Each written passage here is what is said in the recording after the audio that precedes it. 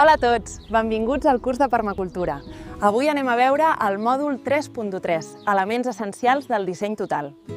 Què pot tenir en comú un jardí que floreix, un negoci que va ben en popa o una comunitat forta i resilient? Doncs la resposta no és la sort, sinó un disseny integral, un bon disseny. Avui el que farem és precisament això, mirar d'entendre quin és aquest plano mestre que hi ha al darrere de qualsevol projecte que funciona, explorant-ne les peces clau. Anem al moll de l'os. Què és, doncs, un disseny total?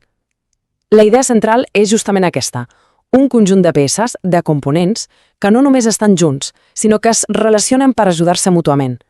La clau no està tant en les peces per separat, sinó en com connecten per crear un sistema que és més fort, més eficient que la suma de les seves parts. Per entendre aquest plano conceptual, seguirem un ordre molt lògic. Primer, els fonaments, el terreny. Després, hi posarem la infraestructura.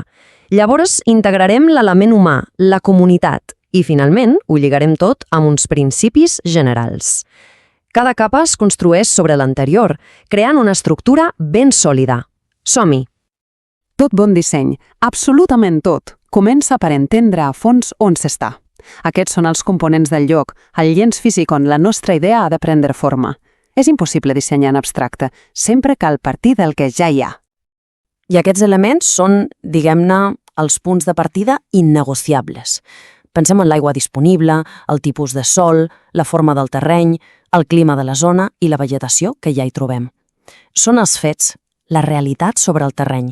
Un disseny intel·ligent no hi lluita en contra, sinó que hi col·labora. D'acord, un cop tenim la base, cal donar-li vida, moviment, i aquí és on entra en joc l'energia. Això seria com les canonades, els cables, tota l'estructura del nostre plano. És la infraestructura que fa que les coses passin, que tot funcioni. Aquí parlem de les tecnologies que fem servir, dels edificis que construïm, d'on traiem els materials i, per descomptat, l'energia. Però el punt més important de tots és l'últim, les connexions, perquè no n'hi ha prou amb tenir energia, ha d'estar ben connectada per cobrir les necessitats concretes del nostre disseny. Cap disseny existeix en una bombolla. Tots estan immersos en una xarxa humana complexíssima. Aquesta següent capa del nostre plano té en compte les normes socials, les relacions i els recursos que la gent hi aporta. Si s'ignora aquest factor, el disseny està condemnat al fracàs. I aquesta taula ho deixa molt clar. Fixem-nos-hi. Els sistemes legals, per exemple, marquen les regles del joc, els límits. La gent, òbviament, aporta el coneixement, les habilitats. Després hi ha la cultura, que defineix què està ben vist i què no, com ens comportem. I, és clar, el comerç i les finances, que són el motor que permet que tot rulli i es financi. Cada peça social té un paper clau i defineix el que es pot fer i el que no. Bé, i ara passem a l'última capa. Potser és la més abstracta, la menys tangible, però segurament és la més decisiva. Parlem dels elements abstractes, aquestes forces invisibles que són com les instruccions mestres, la filosofia que ha de guiar cada decisió que prenem. El primer element abstracte és la temporització.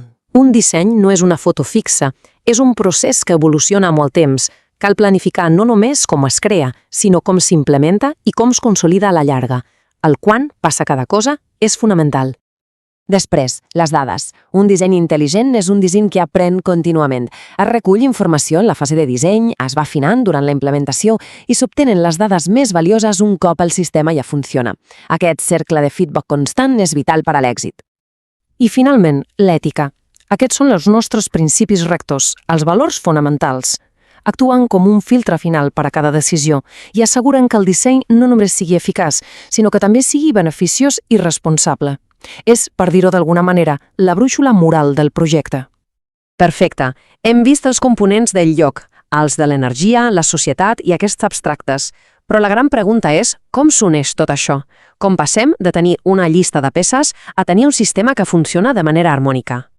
Doncs la resposta la teníem des del principi en la mateixa definició. El poder no està en una peça concreta, sinó en les interrelacions beneficioses. La màgia apareix quan el resultat d'un element es converteix en el recurs d'un altre, creant un sistema que es retroalimenta i es fa més fort. Així que ajuntem-ho tot.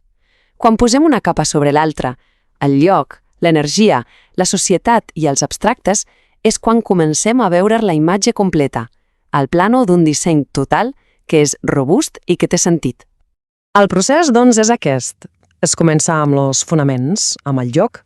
A sobre s'hi construeix la infraestructura energètica, després tot això s'integra en el teixit social i finalment es guia el conjunt amb uns principis ètics clars.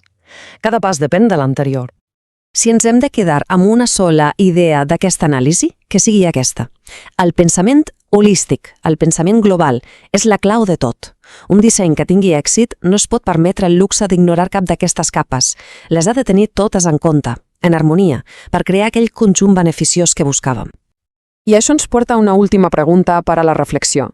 Quan observem els projectes que tenim al voltant, a la nostra comunitat o a escala global, quina d'aquestes capes, el lloc, l'energia, la societat o els principis, sembla que és la que s'oblida més sovint? La resposta potser ens diu molt sobre per què alguns dissenys funcionen i d'altres simplement no.